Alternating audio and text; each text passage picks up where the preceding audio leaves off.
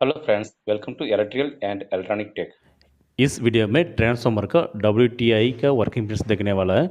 WTI मतलब winding temperature indicator. WTI में temperature measurement के लिए दो इनपुट देना पड़ता है। एक इनपुट आपका CT से मिलता है, वो CT आपका HT सेट या LT सेट का कोई एक फेस में लगा रहता है। ठीक है, यहाँ पे देखिए बुश का नीचे CT लगा हुआ है। ठीक है, एक फेस में लगा हुआ है। फिर उसका सेकेंडरी से कनेक्शन लेके वॉशिंग बस में जा रहा है WTI में कनेक्शन देने के लिए। ट्रांसफार्मर ऊपर में देखेंगे तो आप WTCT भी लिखा रहता है। ठीक है, उस जगह में इसका दूसरा नाम है हॉट स्पॉट सीट भी बोल सकता है। ये CT का सेकेंडरी करंट है, लाइन करंट का प्रोपोर्शनल रहेगा। प्रोपोर्शनल मीन्स लाइन करंट बढ़ेगा तो सेकेंडरी करंट बढ़ेगा CT का, और लाइन करंट कम होगा तो CT का सेकेंडरी करंट भी कम होगा। जब ट्रांसफार्मर का लोड बढ़ेगा तो क्या है, करंट बढ़ेगा।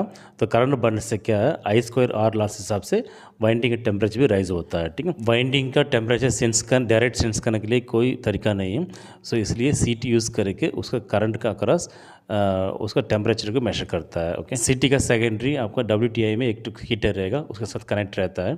जब करंट बढ़ेगा तो हीटर का टेम्परेचर बढ़ता है, जब करंट कम होगा तो हीटर का टेम्परेचर कम होता है। ठीक है, सो उस हिसाब से वो हीटर के अंदर में एक बल्ब रहेगा। बल्ब मीन्स एक कॉपर ट्यूब जैसे रहेगा, उसका अंदर गैस रहेगा। ठीक है, जैसे टेम्परेचर बढ़ेगा तो गैस एक्सपेंड होगा, एक्सपेंड होकर वो जो अंदर में जो ऊपर में जो काटा है उसको मूव करेगा। सेकेंड इनपुट है, ट्रांसफार्मर टॉप में एक पैकेट रहेगा, पैकेट के अंदर एक बल्ब रहेगा।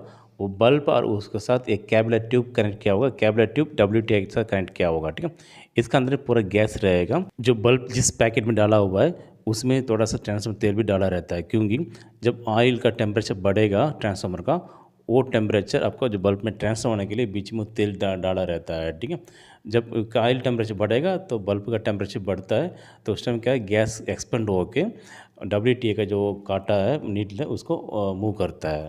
इसमें इनपुट 2 में क्या आपका डायरेक्ट टेम्परेचर से गैस एक्सपेंड होता है, लेकिन इनपुट 1 में क्या वाइंडिंग टेम्परेचर के लिए CT करंट से हीटर को गर्म करके वो टेम्परेचर से गैस एक्सपेंड करके नीडल को मूव करता है। ओके, अब ये दोनों इनपुट को रेफरेंस लेके ये WTA का नीडल आपको टेम्परेचर मेजरमेंट करके दिखाता है। ये मैकेनिज्म ऊपर में एक 3 प्लेट रहेगा, वो 3 प्लेट ऊपर में मेर्क्यूरी स्विच फिटिंग रहता है। ठीक है, वो मेर्क्यूरी ये मीटर में देखिए मेर्क्यूरी दिखा हुआ, वो 4 मेर्क्यूरी स्विच।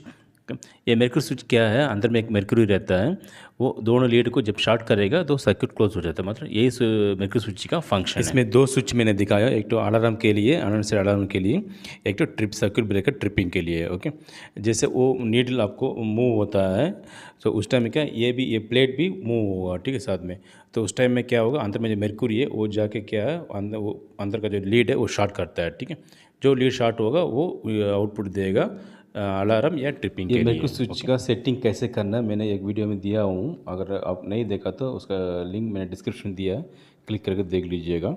जनरली आपका अलार्म सेटिंग है 85 डिग्री सेटिंग कर देता है, और ट्रिपिंग है 95 degree Celsius. Transformer temperature 85 degree से रीच होगा तो अलार्म आएगा, अनाउंसर अलार्म देगा।